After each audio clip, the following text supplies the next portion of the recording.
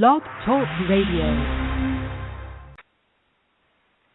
This is the Girl George and the Dragons Radio Show coming to you from sunny Berkeley, California on this summer solstice. Is that how you say summer solstice? And it's also Father's Day. So being it's such a special day, we're going to do a show about a very special person. And we're going to talk about Shel Silverstein. Now, this was a man that wrote and did everything. And we're going to talk to his best friend, Ron Haffkine, all about him. Hi, Ronnie. How are you doing? Hey, George. How are you, sweetheart? Oh, I'm fine. Where are you at? Where are you at? I'm in Nashville.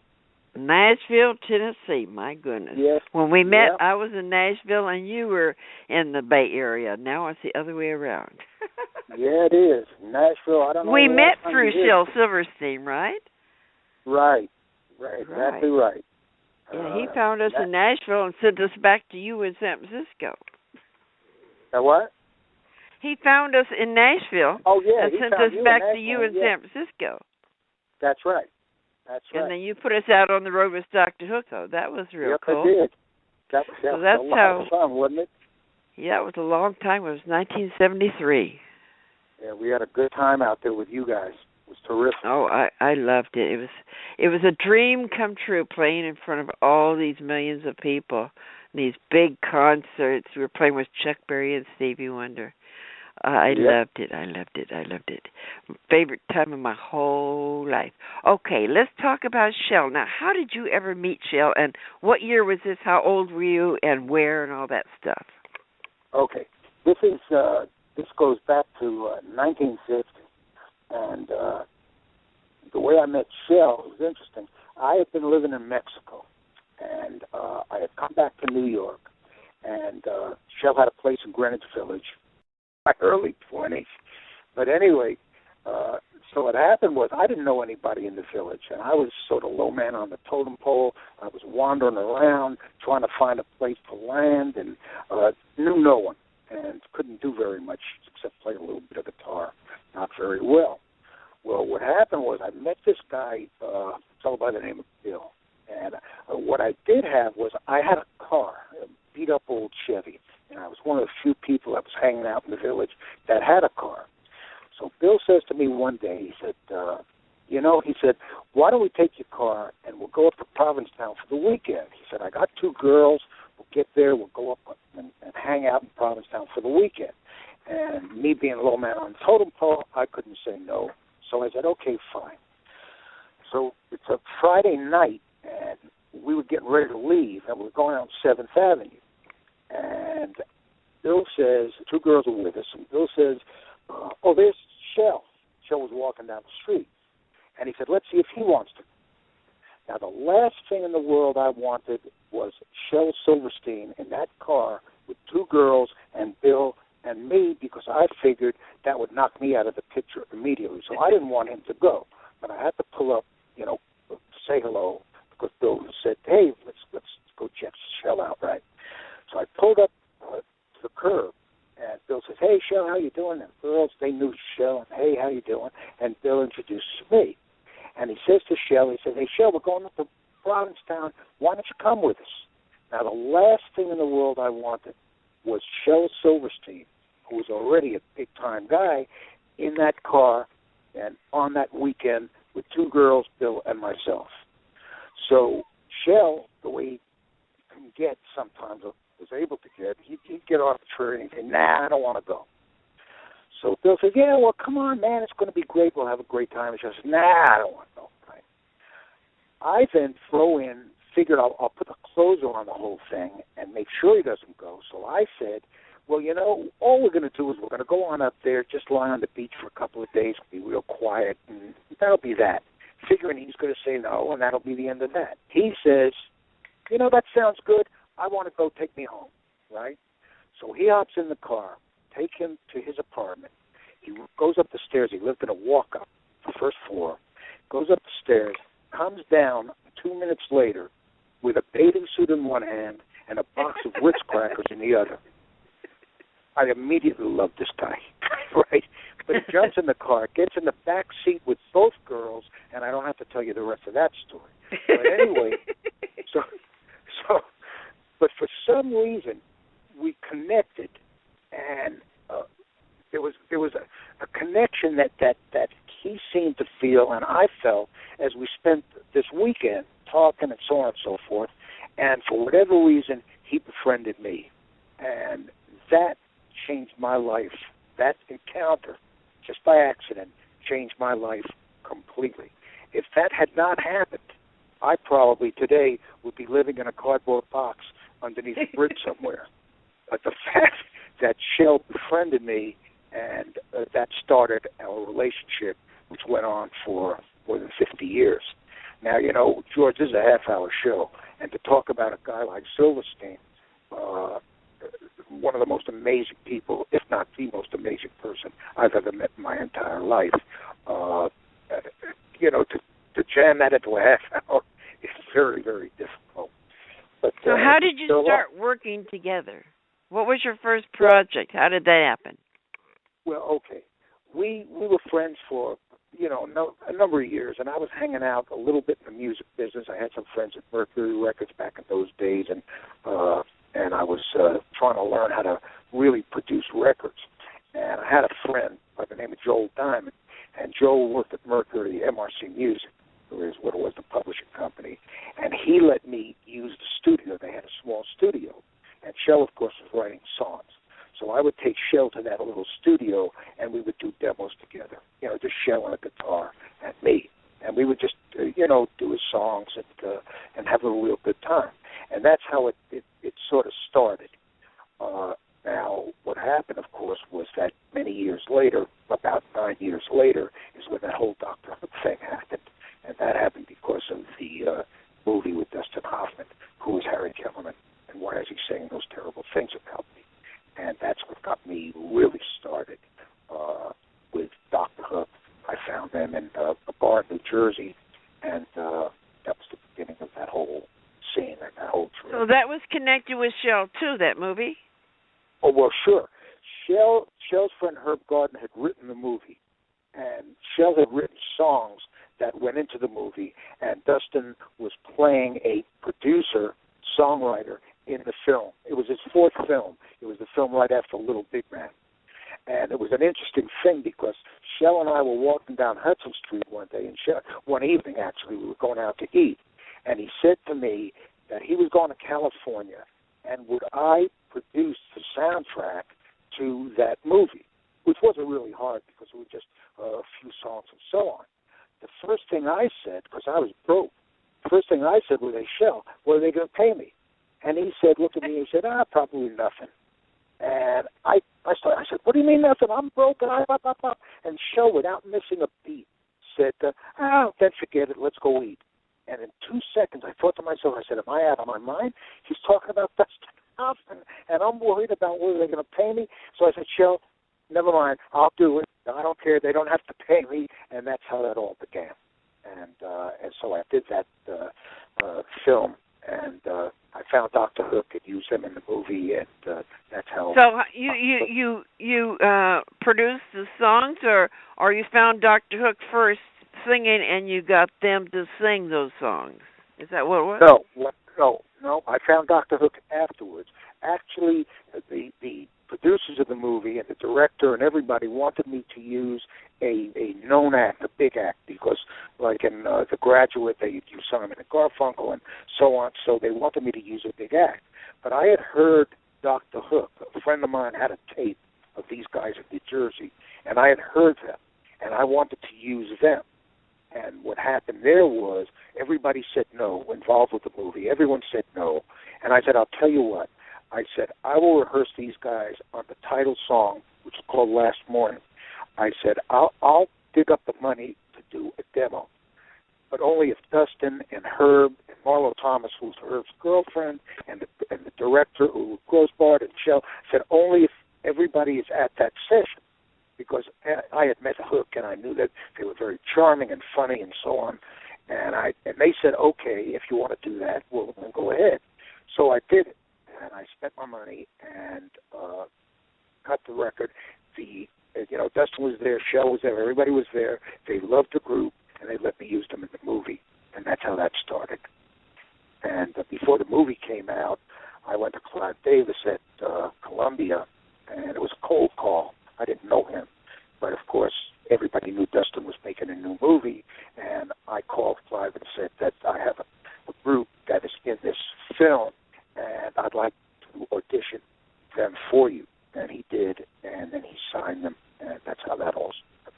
Well, didn't somebody dance on the table when you went in there or something? Yes. What happened was I told the guys, I said, well, I knew that Dennis and Ray together were magic. When they would start singing, they were unbelievable. So when we did the audition, I had told them, I said, I'll tell you what. I said, when we go in there, I said, you two guys start singing. When the audition starts in Clive's office, I said, you guys start singing. Do not 2 feet away from Clive. Sing right in his face. I told Billy, I said to Billy, I said, who's the keyboard guy, and did this wild dance. I said, and you jump up on his desk, knock everything over, whatever's in the way, and you do that dance. And I told Jay, who was the drummer at the time, I said, if you can find a wastebasket, turn it over and start banging on it. And that's what they did. And when it was over, Clive called in his head of business affairs, who was Elliot Goldman, who eventually became president of RCA. He called him in and he said, Elliot, you take Ronnie in an office and you make a deal and don't come out till you guys have a deal. And that was on a Friday night. And we made the deal, and the group was on Columbia. So the first song they did was Sylvia's Mother, which was Shel Silverstein's, right? The first song was Last Morning, which was the from the title movie. song from the movie. That's right, and that was Clive didn't want to necessarily do that because it was a down song. It was not really. It was more for a movie than for a record. But Sylvia's Mother was the first major hit. I mean, that was the first record that really came out, and that was an amazing thing. It was an interesting story about that because I don't know if it can happen nowadays, but the record laid out there for about 4 months, and nothing was happening with it. And then all of a sudden, the radio station in Bismarck, North Dakota, a program director, loved that record, and he started to play it. And the record went to number 1 in Bismarck, North Dakota. I was in Clive's office. He called a conference call with all his field promotion men. And I was in his office when he did it. And they were all on the phones all over the country. And Clive said to them, he said, Sylvia's Mother is number 1 in Bismarck, North Dakota. They are not speaking Chinese in Bismarck, North Dakota. Anyone who doesn't bring the record home in his territory can look for another job. And sure enough, the record exploded. The first place it happened, besides that, was in Houston, and that's where it started. And so that's why we played Bismarck, North Dakota. When we were touring with Dr.Hook, we played there. That's right. That started it all. This one program director loved that record and started to play it, and he played it a lot. And back in those days, once something started to happen at all the radio stations across the country, and they started going on it one after the other, and it was a big, big hit. And well, how did Shel go about writing that song and giving it to you? How did that come about? That was funny. Shel had written the song. I had not heard it. I had recorded 20 songs for the first Dr. Hook album. We had moved out to California, and we were in San Francisco. We were living in a flop house on Erie Street. The rooms, yeah, that is true. We had gotten a small advance from Columbia. We had already gone through it, right? And we were living in this flop house. And the rooms for the band were $2 a night. I had a room for $4 a night because I was the producer. So I had this room because I was listening. I had a little tape recorder, and I was listening as we kept recording at the Columbia Studios, and I had to be by myself so I could listen to all these things.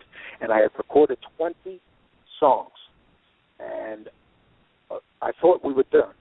And we were Shel and I were coming across the Golden Gate Bridge, and he said, I wrote this song, and he played me Sylvia's Mother as I was driving across the bridge. And he said, you should record it. And I said, Shel, it's great, but I can't. I said, Clive is driving me crazy. He wants this album. And Shel said, I'm telling you. He said, man, this is going to be a hit record. You should record it. So I thought about it for a while, and I figured, well, maybe if I start recording it and Clive wants to stop me, it would take 3 days to get out here anyway. So I could probably record this thing in about 2 days, so I'm going to do it. And I did, and we recorded the record. And, of course, if that had not happened, there might not be a Dr. Hook. And that's the way that got recorded. And, okay, how about the Unicorn song? Did you have anything to do with that? Were you around when that was done? No. That was the Irish Rovers. I had nothing to do with that. It was, I think that might have been. But Shel wrote it, right? Shel wrote it, yeah. Yeah, great song. Because I remember that when I was playing in the folk clubs, and I found out years later that he had written it. Same with A Boy Named Sue. He wrote that one too, right? Now, that's a great 3 years. I think it was about 3 years before he ever played that song for Johnny Cash, right? We're in New York, and I get a call at 4 o'clock in the morning, and it's Shel. And he said, you got to come over here. I said, Shel, what the hell's wrong with you? It's 4 o'clock in the morning. What do you mean come over? He said, I wrote this song. You got to hear it. I said, Shel, it's 4 o'clock in the morning. I'll hear it tomorrow. We'll go to breakfast or something. He said, no, you got to hear it now. And Shel could be very demanding. So I threw my clothes on, and I went over to his apartment, and he played me Boy Named Sue. And he said, what do you think? And this tells you what a real artist is all about. He plays me Boy Named Sue. He said, what do you think? I said, it's fantastic, but what are you going to do with it? And he said, I don't know. What's the difference? And if that doesn't tell you what a real artist truly is about, I don't know what will. Now, a number of years later, of course, he played it for John, and John had it, and he was going to go, do his Folsom Prison album, right? And he wasn't going to do Boy Named Sue. And June had told him to do that particular song. And John said, well, I don't really know it. And June said, well, just take the lyrics and read them, and you know the melody, basically, and but do it. And sure enough, he did. They put it out. It was Johnny Cash's biggest hit he ever had. What about his writing of children's books? Were you around when he did that Giving Tree? Everyone knows that story. Absolutely. He had finished the Giving Tree, and the way that happened was there's a little bit that goes into that. He had written the Giving Tree. A comedian by the name of Sam Levinson, and Sam Levinson was doing the Tonight Show, and he read the Giving Tree on the Tonight Show. It only takes about 6 minutes to read it, 7 minutes, and the next day it exploded. Now Shel and I out to dinner the night before, or a couple of nights before, and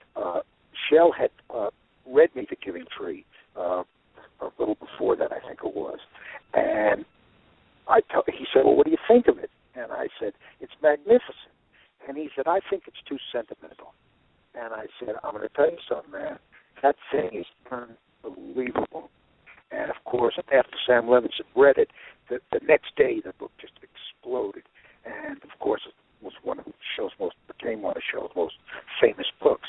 And I told him after that, I said, you see that? I was right about that. He said, yeah, you were. I said, I'm glad you were. I said, it's a magnificent piece of work.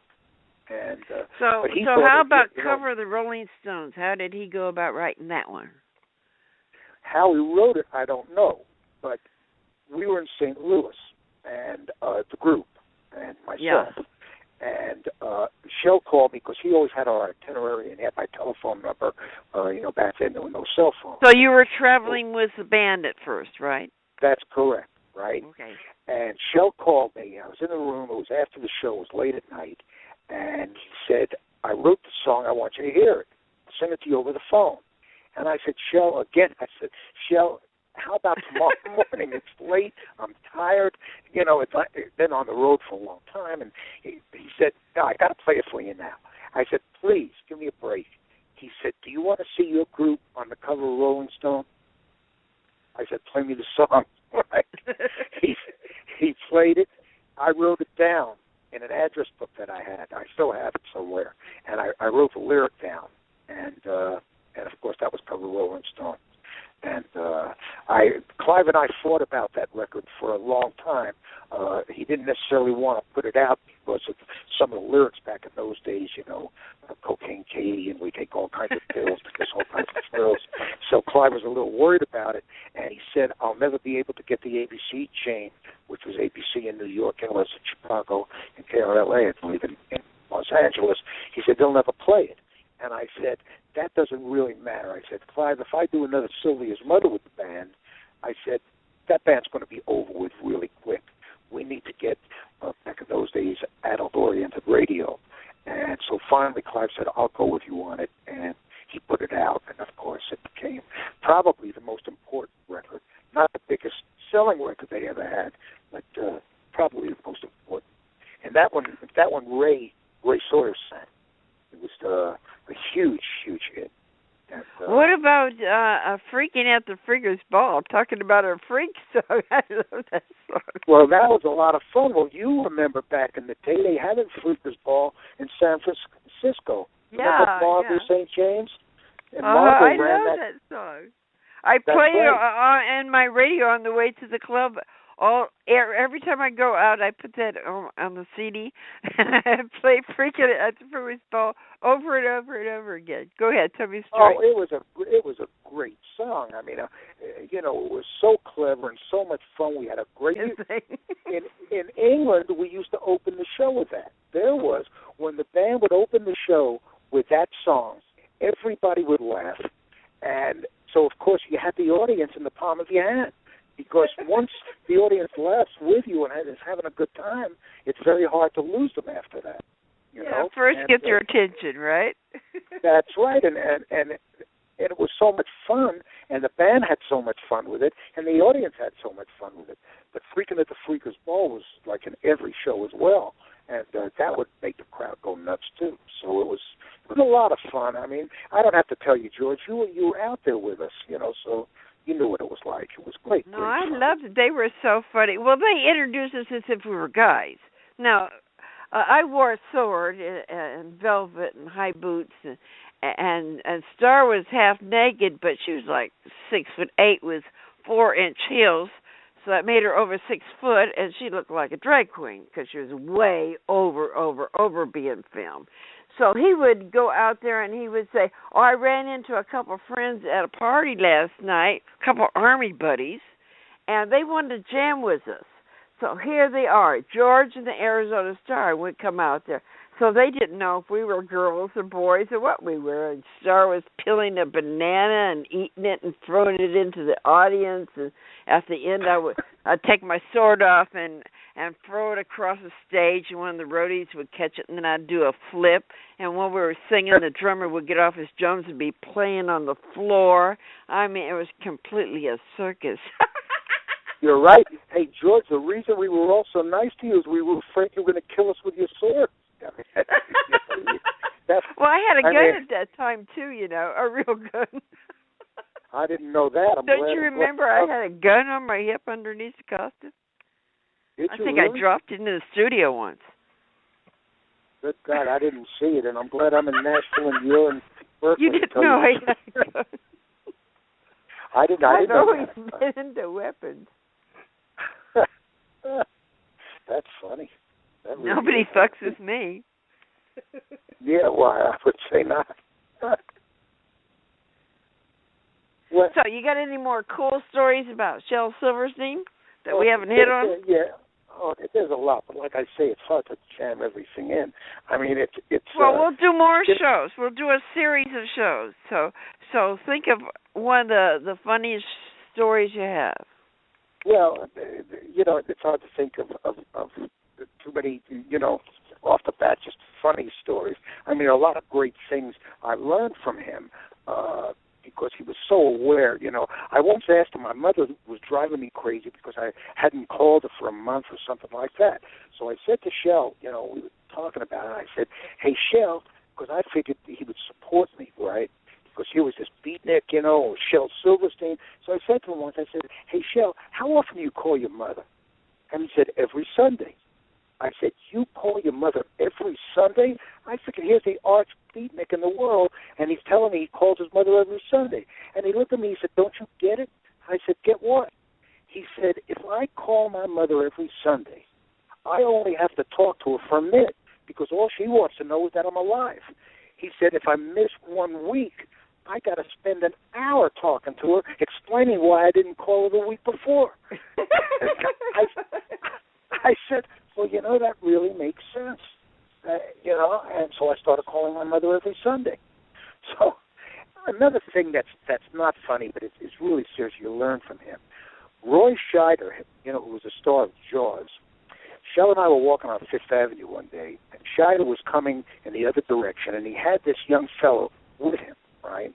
So as we came towards each other, Shel said, hey, Roy, how you doing? And Roy, hey, Shel.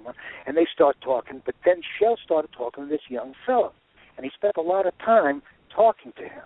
And then after a while, everybody said goodbye, and we continued walking. And I said to Shel, I said, that was interesting, man. I said, you spent a lot of time talking to that young fellow and not so much time talking to Roy.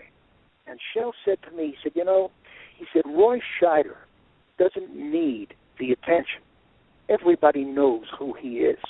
He's a big movie star.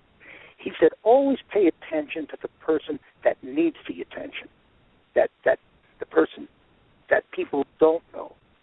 And it was an interesting lesson in how he saw things and behavior. And it was a very interesting thing to have learned from him, and amongst many, many other things over the years, Well, Shel, when he seen us at the Red Dog Saloon, Vince Matthews brought him in to see us.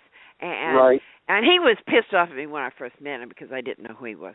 So anyway, when he seen us play, then he understood. He drug me aside afterwards, and he says, I apologize for everything I ever thought of you. He says, I haven't been so impressed by an act since I seen Elvis the first time. He says, you shouldn't be with Pete Drake. He's too country for you. You should be with my producer, Ron Haffkine, because he does Dr.Hook and Medicine Show, and they're freaks, and you're freaks. So this should work good. So he called you up and told you should get these girls because they're crazy. Yeah, no, that's exactly what happened. There's another interesting thing about Shel. When I first met him, he had this funny-looking hair. It was like came out of the sides of his head, sticking out, and so on. And one day he says to me, we were down in Washington Square Park in Greenwich Village, and he says, I've got old hair. I said, you're right. Now, this was back in the days when people weren't shaving their heads, right?